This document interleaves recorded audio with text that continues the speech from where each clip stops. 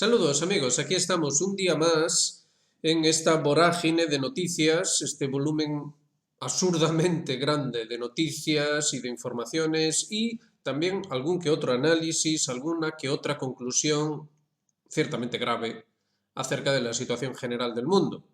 Hoy es día 21 de septiembre y ciertamente a estas alturas del año parece que queda todavía una barbaridad de cosas por ocurrir en 2024. Ni mucho menos hay que pensar que el año está terminando, que está concluyendo, más bien pareciera que esté comenzando, al menos en la gravedad de las conclusiones que después, con el tiempo, se acabarán sacando, concluyendo acerca de aquel año 2024. Vaya año 2024. Venga, vamos directamente a la información que no es poca. Fíjense, empezamos con esta curiosa nota de Geopolitics Live. No es que sea algo nuevo, pero es algo que se suele olvidar o digamos que en medio de esa vorágine de noticias de índole política, se suele olvidar cuáles son los bajos fondos y cuál es la significancia de esos bajos fondos en torno a los conflictos que azotan el mundo y que de hecho ahora ya nadie niega que se han convertido en una auténtica guerra mundial, nada más y nada menos. Aquí se habla de los Rothschild y hablan de cómo estuvieron en todo momento vinculados a lo acontecido en Ucrania, desde 2014 al menos, en realidad desde antes, pero ya de forma muy definida desde 2017. Y básicamente, en esencia, se dice cómo se lucraron de la destrucción, porque realmente lo que estamos viviendo ahora mismo en Ucrania es una pura destrucción de ese país, y cómo las perspectivas, y son muy buenas además, es la de lucrarse después con la reconstrucción. Las perspectivas son muy buenas, decimos, puesto que digamos que han dejado todo atado y bien atado a todos los niveles para que, en el peor de los casos, acaben sacando provecho. En el mejor, mucho más provecho, claro está. Entonces, siempre cabe tener ahí clara este componente, digamos, más profundo de la realidad del proyecto moderno y del mundo en el que vivimos, vinculado a ese concepto capital que, digamos, en torno al cual orbita absolutamente todo, que es el concepto dinero, el concepto que lo cataliza todo, que lo regula todo, que lo justifica todo, etcétera, etcétera. Así que con esta idea en mente vamos a pasar a las noticias. Fíjense, pasamos de esa noticia a esta otra noticia. El canciller alemán, Olaf Scholz, ha vuelto a rechazar la posibilidad de transferir a Kiev misiles de crucero con alcance de 500 kilómetros. Aunque mucha gente me presiona, ¿quiénes serán esos que presionan, verdad? No entregaré misiles de crucero capaces de alcanzar Moscú. Fíjense lo que dice, capaces de alcanzar Moscú. En el actual orden de cosas, tal y como están las cosas, simplemente decir esto ya es significativo. ¿Por qué mencionar eso? Puedo asegurarles que me mantendré en esta postura. La palabra de los políticos europeos vale tanto como, en fin, pongan ustedes el concepto que quieran. Resaltó el jefe del Ejecutivo durante su discurso en el Estado Federado de Brandeburgo. Tengan en cuenta que precisamente este fin de semana hay unas elecciones locales clave para el señor Scholz. En caso de perderlas, ya se ha vaticinado que será defenestrado, al estilo de Biden. Además, se ha dicho en ese plan, es decir, que sería sustituido al frente del Partido Socialdemócrata. Al mismo tiempo, dice la nota, el canciller destacó la necesidad de explorar vías para resolver pacíficamente el conflicto en Ucrania. Esto va a ser muy gracioso cuando más adelante veamos otras noticias en relación a esto. Pero antes de eso tenemos que ver otra nota de prensa más, son miles realmente, que puede parecer que no está relacionada con las anteriores, pero sí lo está y además estrechamente. La dirección del partido chií Hezbollah confirmó la muerte de su comandante de operaciones Akil. En realidad han sido más, aquí se mencionan 6 comandantes, otras fuentes dicen 8 comandantes, incluso algunos más, según otros que estiman que pudo llegar incluso hasta 12. Es decir, Israel tiene muy claro lo que quiere. De hecho, Larry Johnson en su análisis de hoy mencionaba que tanto Israel como Ucrania comparten objetivos en ese sentido, fíjense. Ahí lo tienen, Ucrania, ¿verdad? Tanto Israel como Ucrania comparten objetivos. Y ese objetivo sería empujar a Estados Unidos de la forma que sea a entrar en el conflicto. Entrar en el conflicto contra Rusia y contra Líbano y contra Irán. Es decir, en el conflicto mundial. Esa es la gran estrategia, esa es la gran idea. Entonces, digamos que habría un interés, un lucro, o como sea que ustedes prefieran plantearlo, en alcanzar ese gran objetivo. ¿Qué sentido tiene, qué sentido puede tener que Israel, después del evento de los cachivaches electrónicos, los buscas y las radios, vuelva otra vez más a atacar Beirut, una zona además residencial, y además asesinando a líderes comandantes de Hezbollah? Obviamente la única lógica es buscar a cualquier precio, como sea, que Hezbollah lance un ataque lo suficientemente demoledor que pueda ser presentado ante Occidente como esa agresión horrible de las tinieblas, dentro de todo ese enfoque.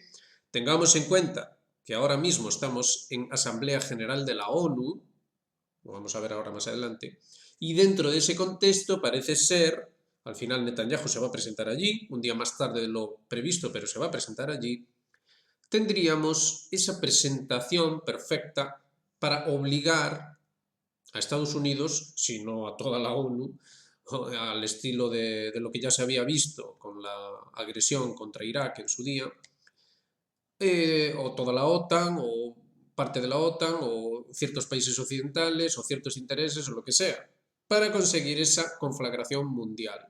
Así de fuerte está la cosa. Sigamos, sigamos. Ahí lo tienen. Fíjense estas dos noticias, ya en el contexto de la ONU. La detonación de buscapersonas y dispositivos de comunicación inalámbrica representa un peligroso precedente en la historia de las guerras, aseguró el ministro de Asuntos Exteriores libanés, Habib, durante su intervención en una reunión del Consejo de Seguridad de la ONU. Los ciberataques terroristas perpetrados contra Líbano los días 17 y 18, que causaron muertos y heridos entre la población civil, constituyen un peligroso precedente en la historia de las guerras, que exige una investigación internacional. Esto es lo que decíamos aquí. Esto es un precedente enorme. Es una suerte de terrorismo corporativo en el que resulta de hecho imposible, está todo tan entretejido dentro de ese ámbito global. Tengan en mente esto, ¿de acuerdo? Durante todo el vídeo tengan esto en mente. Entretejido dentro de ese componente global de forma que ya realmente uno no sabe a qué atenerse. Es decir, es ya una suerte de inevitabilidad, una suerte de fatum, pues cualquier cosa puede estallar en cualquier momento y ya está, no se puede hacer nada, no se puede controlar, no se puede saber nada. Fíjense que algunos expertos chinos ha circulado la información acerca de algunos expertos chinos que mencionaban como el Mossad, mencionaban explícitamente al Mossad, como, digamos que sirviendo de escenificador, por así decir, de un nuevo tipo de comportamiento corporativo que burlaría, de hecho, esos componentes de los que habla el ministro de Exteriores libanés, es decir, las investigaciones internacionales. No sería posible llevarlas a cabo porque serían, de hecho, en la práctica, digamos, sería imposible determinar dónde y cómo se produjo esa transición entre un aparatejo normalmente sin problemas a un arma de guerra. Es decir, esto se puede resumir en un término específicamente moderno, cyberpunk. Ya vivimos en esas películas, ya vivimos en esos conceptos. Es tremendo, pero es así. A su vez, el diplomático exigió que el Consejo de Seguridad se tome con la mayor seriedad la brutalidad sin precedentes de las acciones israelíes. Brutalidad sin precedentes que, insistimos, lo que vamos a ver aquí, continúan. Hoy mismo también, no hemos capturado la nota, pero hoy mismo también se bombardeaba y había víctimas en Gaza, un colegio, en fin, es constante, es todos los días hacen alguna barbaridad, efectivamente, brutal. Fíjense la otra nota. La detonación de dispositivos móviles en Líbano lleva al conflicto en Oriente Medio una dimensión nueva. Lo ocurrido el otro día lleva la escalada en Oriente Medio a una nueva dimensión con ayuda de alta tecnología. Se trata de un giro extremadamente peligroso. Esto lo decía Nevencia, el representante permanente de Rusia en la ONU. Además, señaló que el incidente es el primer atentado terrorista a gran escala de la historia con el uso de tecnologías de la información y las telecomunicaciones. Y se saldó con la muerte de personas. Fíjense lo que está diciendo Nevencia, el representante ruso, en la ONU. Es lo que estábamos diciendo aquí. Esto es algo totalmente nuevo. Fíjense las palabras clave: alta tecnología, tecnologías de la información, telecomunicaciones y terrorismo, atentado terrorista. El titular de la misión diplomática rusa manifestó que es de fundamental importancia la cuestión del origen de los dispositivos electrónicos utilizados en la explosión. Y ahora vamos a ver qué pasa con ese origen o a dónde nos lleva. Pues ahí lo van a ver. La corporación japonesa ICOM considera altamente improbable que las radios que explotaron en Líbano fueran de su producción. Las autoridades libanesas han establecido que las radios que explotaron no eran productos nuestros, subrayó la compañía.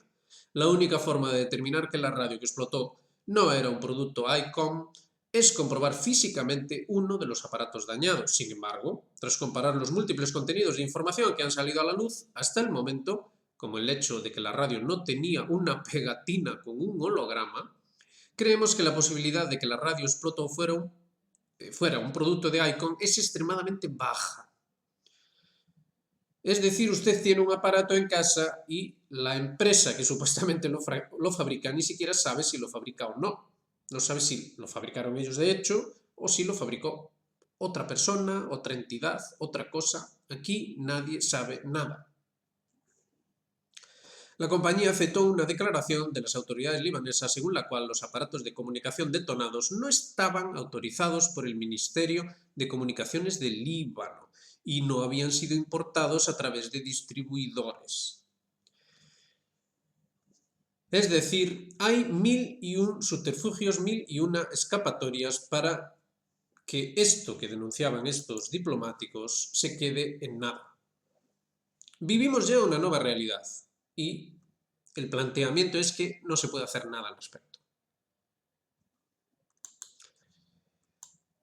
Continuamos.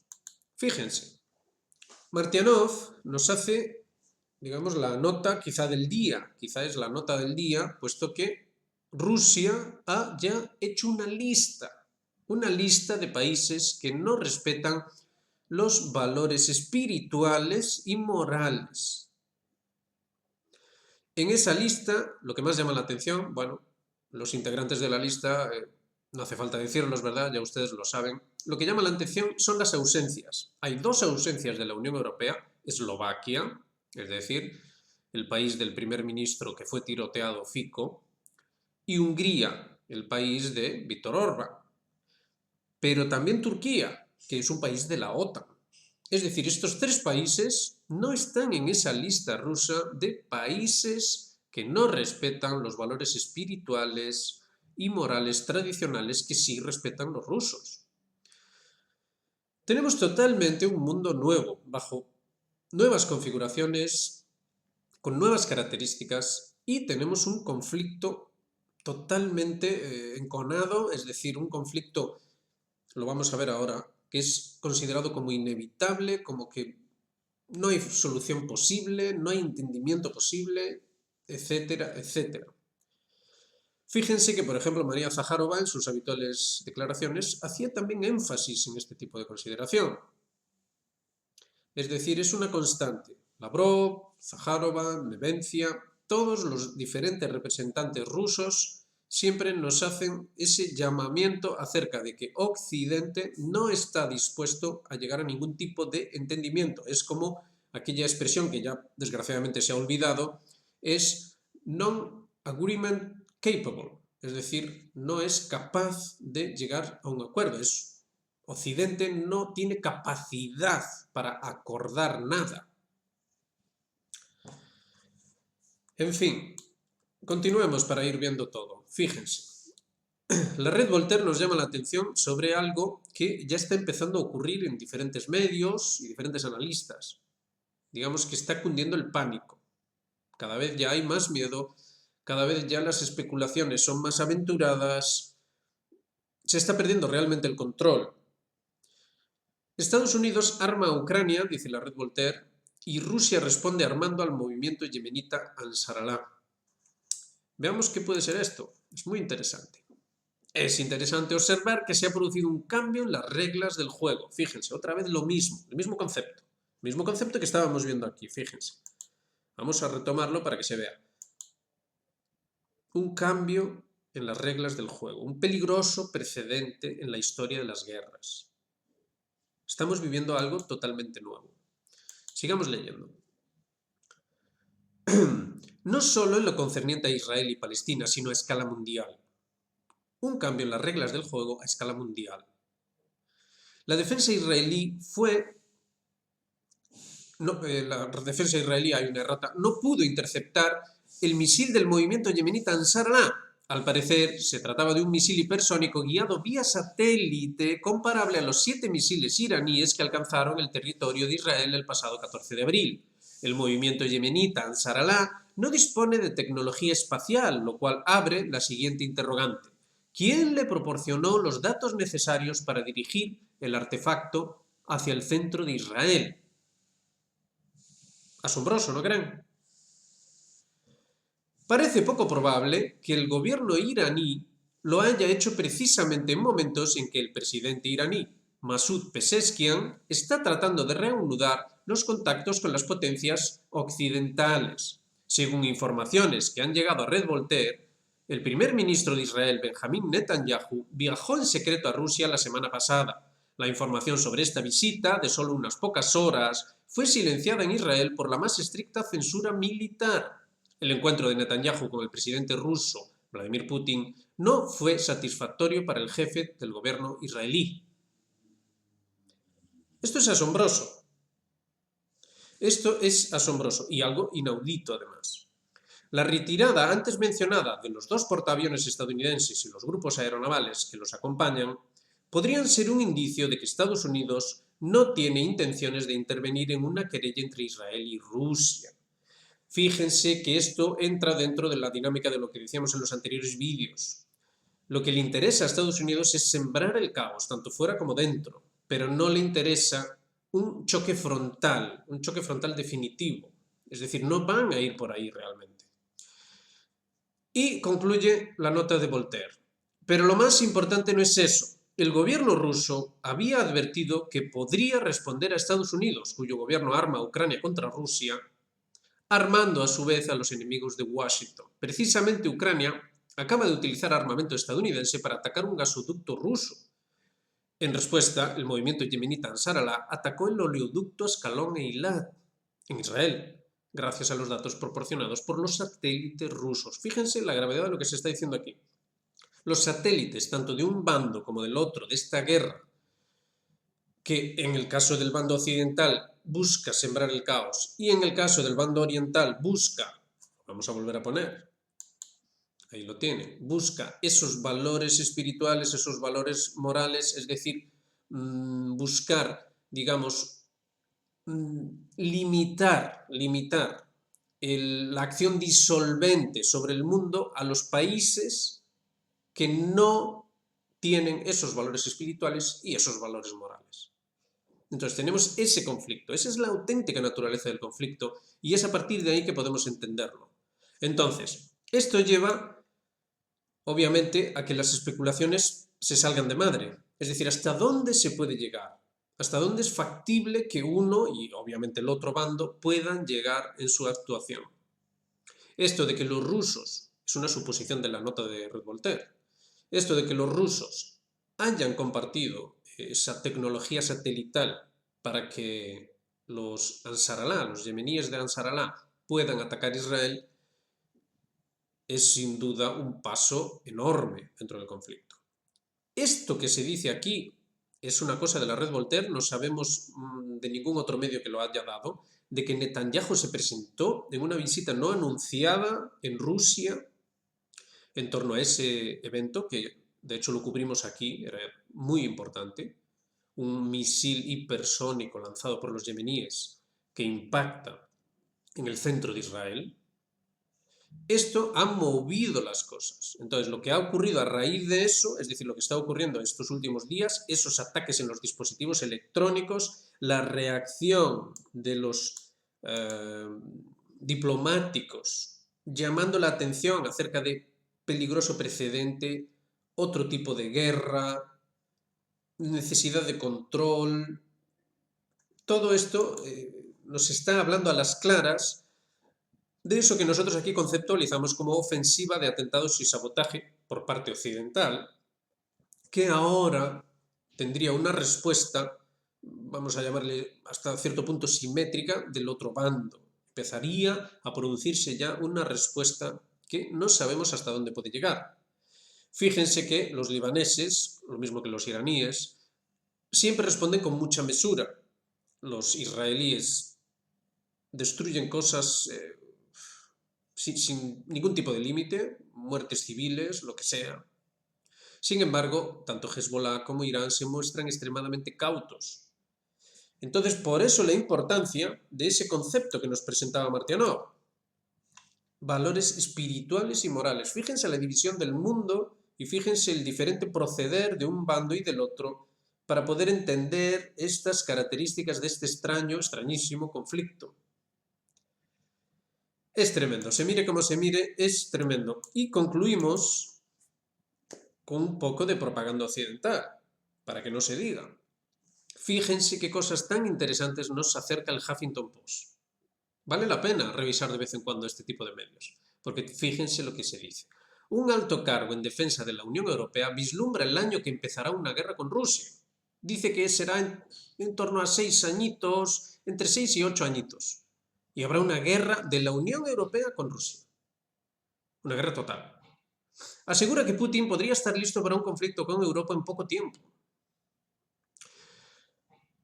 Las autoridades europeas parecen tener asumido que la guerra con Rusia es inevitable. Ahí tienen la palabra, ¿se dan cuenta? La palabra es inevitable. No se puede hacer nada, señores. La guerra es inevitable. Vladimir Putin ha amenazado recientemente a la OTAN. Solo el otro bando amenaza. La OTAN no hace nada. Solo hace rosquillas y reparte caramelos a los niños. Y Estados Unidos con comenzar un conflicto si permite a Ucrania usar misiles de largo alcance occidentales en territorio ruso, y el organismo no piensa retroceder en su apoyo a Vladimir Zelensky. Es decir, ahí tienen la base sobre la que ocurre esto que nos decía la red Voltaire. Es decir, los rusos eventualmente, supuestamente, prestan sus satélites a los yemeníes, en este caso, puesto que, fíjense, del otro lado lo que tenemos. Y en la propia nota de esta nota de prensa, tenemos ese componente de falta de valores espirituales y falta de valores morales, porque tiene guasa que la OTAN, ¿no? Según tal y como se utiliza la fraseología aquí, ¿no? Tiene guasa, porque parece que la OTAN solo se dedique, pues eso, a repartir caramelos a los niños, cuando no es precisamente ese el caso. Por ello, Andrius Kubilius, el nuevo y primer comisario de defensa de la Unión Europea, fíjense, nuevo y primer comisario de defensa de la Unión Europea, ha advertido de que la Unión Europea debe invertir más de 500.000 millones de euros en el desarrollo de defensa, con el fin de estar preparada para un posible conflicto con Rusia que no tardaría en llegar. Bueno, ya habían dicho que es inevitable. ¿Cómo va a tardar en llegar? Sin embargo, no sabe cómo se puede conseguir ese dinero. ¡Ah! Interesante, ¿verdad? No se sabe cómo puede llegarse a conseguir ese dinero. ¿Recuerdan lo que dijimos al principio del vídeo?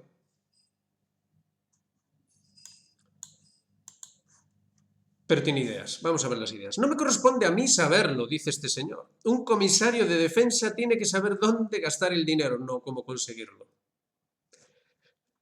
Vamos a volver a ponerlo. ¿Cómo es que esta gente no va a hacer negocio? A ver. Si algo saben es cómo hacer negocios, de los buenos. La gran pregunta es ¿por qué nadie hace nada? ¿Por qué no hay absolutamente ninguna reacción a este respecto? ¿Cómo es posible? Ese es el gran misterio aquí. Un comisario de defensa tiene que saber dónde gastar el dinero, no cómo conseguirlo. Eso lo tienen que decidir los demás miembros de la comisión. ¡Hala! En otra entrevista con Euronews, Kubilius aseguró que la Unión Europea está tratando de encontrar soluciones. Estamos estudiando cómo podemos recaudar dinero lo antes posible. Tenemos la posibilidad teórica de una deuda común. Y con esto cerramos el círculo que abríamos. Deuda común. La deuda ucraniana no para de crecer. Están cada vez gastando más y acumulando más y más y más deuda. ¿Quién va a pagar esa deuda? Bueno, eso no importa, ya lo ven. Lo que importa es cobrar, lo que importa es manejar, lo que importa es implementar cosas en el ámbito en el que después se va a recoger esa cosecha. Se siembra y después se recoge. Las cuentas siempre salen, claro. Las cuentas siempre salen en la medida en la que quien tiene las tijeras, como se ve ahí en la imagen, pues corte a placer, corte a gusto. Esto, lo otro, así, asá. Con lo cual concluimos el vídeo con una simple pregunta. ¿Creen ustedes que vivimos en una civilización? ¿O será que vivimos en una pura barbarie, en una absoluta aberración? En la que ya ni siquiera las tecnologías, las amadas tecnologías, esos avances técnicos de la modernidad, ya ni siquiera parecen compensar. Porque ya no sabe uno cuando le va a estallar en la cara uno de esos maravillosos cachivaches. En fin, hay que tomárselo con sentido del humor. Pasen un buen sábado. Y bueno, ya saben, hagan me gusta, suscríbanse, activen las notificaciones, reflexionen y háganse miembros de Geopolítica Actual. Ayúdennos en esta labor. Es necesario, como decimos siempre, llamar la atención sobre la necesidad de una auténtica civilización, porque como hemos visto hoy también, esto es cualquier cosa menos una auténtica civilización. Así que no insistimos más, lo dejamos ahí, nos vemos en la próxima. Un saludo muy grande.